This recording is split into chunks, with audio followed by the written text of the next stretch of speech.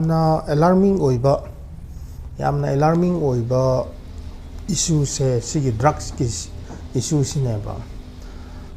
sarkar na supak paidaba if I'm not wrong Manipur sarkar na 2018 da matam dagi chief minister Nongthomam Biren magi matam dagi masi sigi drugs se thingapneba sarkar na su drug thingba matam da drug haibadi just popi khatangra atay yaudabra haiba se phajana kaino mayam da gyan taba watpra adugi su phajana thausadaba mayam na kayam yam luna khandaba hai tare drug tegi mayam bakhal yam sungba yaidana yam leba adubu India da drug lakhiba mayam sing se drug lakpa se yamna kuiriba pot natre Manipur da drug phaba khotpa border da phaba haiba se the same was raised in parliament since 1970s 80s adwai de su Manipur gi matam de gi luchingba Rajya Sabha gi MP Lok Sabha gi MP sing so adum puthoga cross border gi phai khotle haiba se adum alarm adum toraga ina thing zabada adum lai adubu ngasi phau si sida adum ningnyaraga adum lai sidi tasengadi egi wakhandadi it is now for a time to revisit the existing laws or existing system or setup of the government mechanism sarkar gi mechanism se hetang robust oina kaino revisit to matam yorabra haibase egi wakhanda leijai maramdi drug ki phataba gi du adum hairabasu adum yam na adum haiba yaba panba yaba yam lei ado isu ei durum da lakcharoige effect impact se Manipur da 2018 ngasi 2026 it is already 8 years matam digi sarkar na former CM na hodokpa war on drugs to kayam yam na kadai phau na effective oihibra adu ma resign tor matung da su point amadu da yam na clear cut ne war on drugs ma khata na dum chathapiu highway se bagi resignation the war on drugs in a zoo is it the cause hoi amarom da oye maram di hojikti narcotics khatang na pot na teba sigi narcotics kangbu si sina violent terrorism phau se activities phau se paikhat pane ba suppose khudam amada chusampur da henglep dorom da drug phaba chatpa kangbu singdu popi yanba chatpa mi singdu drug tobo kangbu duna poppy grower hai tare cultivator singduna nume khulai phajaba paira aga police sing da kapne attack to silakpane haiba so we have already seen ado itaradi adugi du terrorism ki activities amane ba ado itaradi narcotics tagi paisa phangi ba terrorist activities to khiba narco terrorism haiba se leite haiba yade ba now yam phajana lei adugi du narcotics si sida mayam pum namak na Burma dagi adum drugs makhal sing du puraga lakpa yadabani na lamhang adum chawna lum dei leirabani na atei vegetables ko kobi hawai thrak this and that atei mayam thabai muhutu da adugi drug tu thara adi maroina popi du thara adi later on kari yamna organized magnatrabasu professional magnatrabasu moi masagi industry high tare ko factory gumba set up to batara di they can convert till brown sugar more profitable oigre hoi yam hena profitable oye ba brown sugar hek matung de di number 4 brown sugar se number 3 hai ba ta bane ba ko brown sugar matung si se da number 4 ta bane ba so adumai to dina magi hoina locally kani hai ki ba popi dagi opium tarak padu kani hai ba gidu natana kani gi mathak level higher level to the convert to ra kan da brown sugar hai number 3 dune ba number 4 mak di factory mak ti latest why sida aina paus aina su mi popi grower sing adum hanga kan sida su kan na hoi number 3 phau budi phajana towi so adu kangbu duna ekhoi gi locally or own soil ekhoi gi lamda su adum tobana phawagni maram di ada Burma da chatlaga across the border chatlaga makhal puba mahut da ekhoi isa gi home grown kaino gidu opium gidu adum lam so dum lebin lam hang paisa su yam tan be yare sine ba hoi yamna lucrative oin le ra panina sigi poppy gi cultivation se grower sing se masing hengal lak pane ba now adumak natana irang lakre ilang ra kan sida yam sathi na kaino se hen khre ba estimate se yeng akan sida research to ba kambu su family ram gani ado itar ba su just icham chamba mi aina su khol akan sida drug tagi maroina poppy dagi paisa taliba ching dagi maroina hills dagi kambu sing se yam masing heng khre ba adu dagi maram oiduna moina di hojik power sida haiman de haiba yaba amase even the hills people maroina cookie hai tare cookie community cookie meeting duna maroina koina dum palliba moi sidi manipur sarkar gi kaino gi paisa budget scheme adu phau phang darba su moi di yare haina khallaba adu gi phau matik si yore haiba tare paisa je adu ki matik le khre ba matik le khre ba economy se yam wang khre ba manipur state gi budget gi se manipur tribal affairs dagi oro minority affairs dagi oro atei dagi welfare gi schemes phau phang draba su moidi they are in the position to survive themselves because of this drug money haira di haiman bo ira moi ba ei wakhanda di because I have seen the lifestyle I have estimated and I estimate to akan se da yam masing henga yam na wange ba moi gi economy se why khodam amada imphal dagi sorry Champuragi Imphal Lakpase normal time the Chanine winger the Laktar Adi or Basta Lakpatar Adi 200 rupees adu so 1 hour drive nearby. Adu sing to Kalaga Hozik se Aizol the 12 hours drive 3,000 to 4,000 pesa piraga Chanaba Khotnaba Dum Tabra is almost approx 5,000. 1 hour lambi 200 rupees Hozik 5,000 C Sida Kaino the Aizol the Moi here 12 hours zoni chat crepa. Up and down chat lay up and down dum chat lab for them it is new normal. Normal tareba. Adu for government employee as well for everyone. Adu itar adi Manipur Sarkar na no di Imphal season ba yada badina no gi se adum Aizolom dagi Guwahati dum power badina dum lying ba chat panina no gi tolop se or allowance hengat pigi haina adugumba suklei leite ba oza adu di hojiki Churchampu rom gi moina IDP sing ware adu ware loi toksina ba ngak toy adu di paisa yam no adumakti oiroi toksina ba ngak tane haiba yaroi we are just talking about the general economy coffee growers general economy dak tigi money dagi laiba kaino do moigi economy hengat le haiba du ne ba otherwise gi wakhanda di moigi yam maitei uba khuding ma maitei phangba khuding ma hat kani phu gani haina up to the maximum level sida yam tension leina hek uriba maitei accidentally changhiba mi singso hat le even risikanta phawdi hat le dana ada leba piba adugumba mi duna yamna hostile oreba maximum level leuhiba mi duna ko ki kangbu duna admaina dak to kaino adugi sentiment phaw puraba mi sing duna aina thamjaning ba point di matam du da kanna torak pa mukna ba matam du da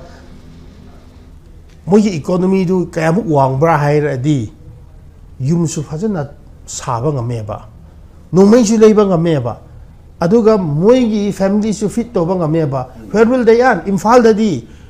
ozana no aina yengba da sigi police headquarter ga Anoba secretariat Mantri Puri Saba Natana Atopadi Anoba building Saba Linkat Padi Adi Udeba Kaya Udeba in the last 3.5-4 years Isida. Economy is a down wherever. Whereas you go to Kampo Pio Zazala, you have been traveling, you go to Chochampur, you will see lots of new developments. New establishment to Hiba, Anoba Yumsal, Galiba, Market Sariba, Mayam generally in Hibaneba Ko, Adu Yingakan Sida. Ada ching the so IDP gi lai ba yam yawe adu kangbu du natana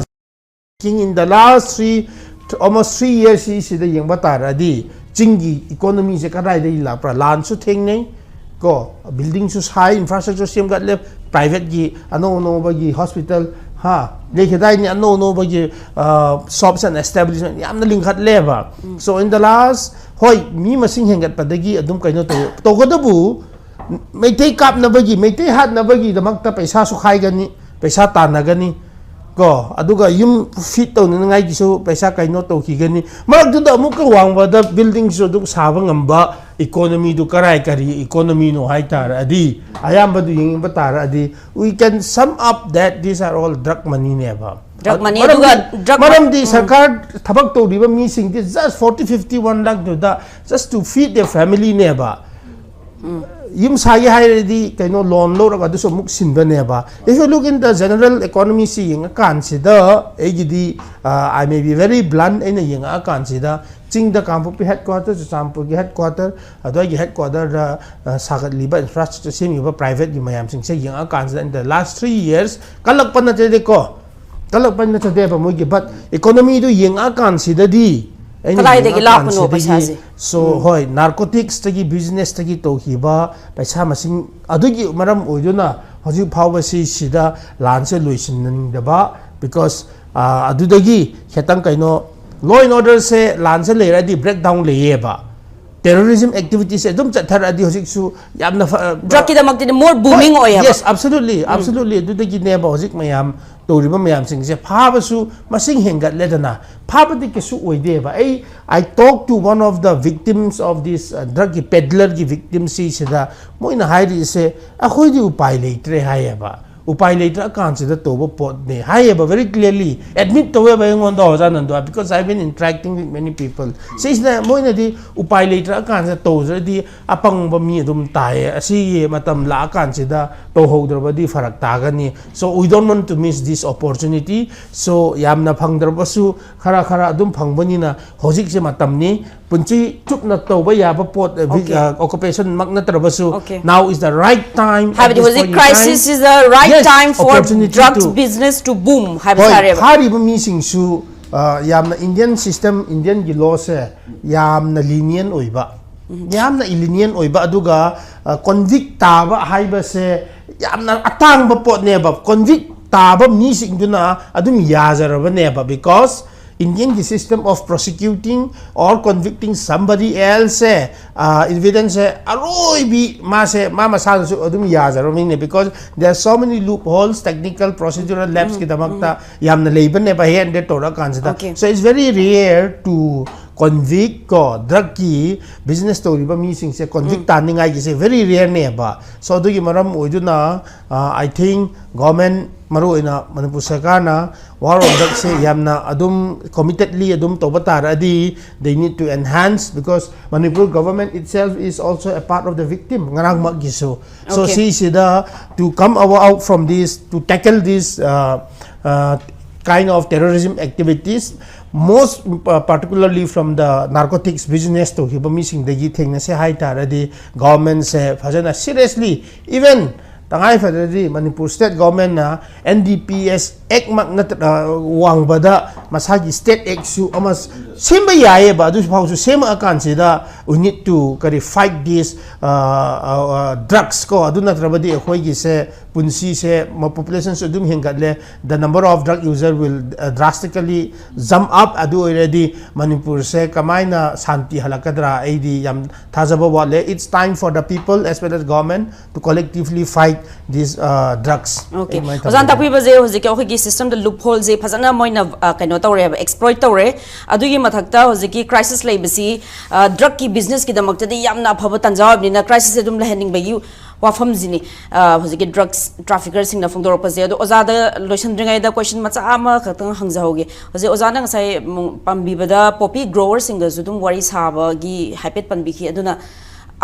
drugs in a society that sokhale haibasi gi di mogi wakhanda di kari su leita bazala mogi conscience study kari phau bazala paisa phangbadu khatangra moina khanbaje moina tawri ba thabak sina moi paisa phangaju society da di sokhale drug chaba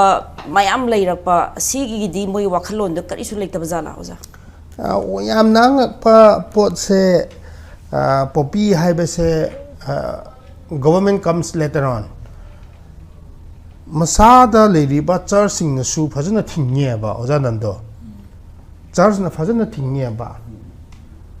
adugi mathaktuda sarkar nasu state government nasu kanna to paikhat leba war against drug si sida adubu poppy cultivation se adum leiri ba even in a Christian village why sineba adudagi moisu are they not feeling guilty masamak na leitabra sineba koina si question se adu eisu yamna hangningai question amane eisu adum halleba Christian su fazana Christianity sarkar nasu ison nasu thingi sarkar nasu thingi to adubu eradicate to bangam da base ojanando kanana chatlaga adudi then somebody say you people are narcotics business drug peddler haita radi amuk adu su sauba aisu so taseng na di see the responsibility se loy namak kineba charge na su thinga karigi effectively implement to bangam da ba sarkar na su thinga karigi implementation to bangam da ba ko praja na su khangna karigi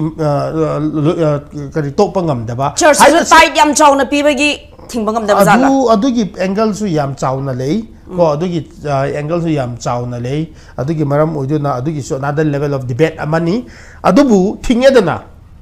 진짜디 팅해되나 팅해 야대 하야되나 charge 나 fazana adu sarkar nasu tinghe haidena so there are many system where government nasu share khara loraga thadop piba gumba to ba yam leyeba sigi entire ki drug ki kaino ki pot se chapter se yam vast oire ba we cannot focus only on one particular point. Now our main concern is to the grower. Noi maru hoina lamlei lamdu forest kok thokonu phajana thammo sida popi thaganu haibane ba hoji khoi ge concern khoi na uri ba pot se adu gi level sing du loichin se haita radi phajana government na leriba resources horticulture gi kari lege agriculture gi kari lege tribal affairs gi kari lege resource maximum kaya lege affected area se kayam yam badage grower se kayam yam badage haina resource mobilization fazana to ra kan sida eradicate to ba yae ba at least manipur gi lamdi manipur sarkar adum to ba ngam gani ba sigi synchronize to ba ngam de ba gi fazana ko fazana ka resource ma se pool to ra kan effectively to ba ngam de ba gi ne ba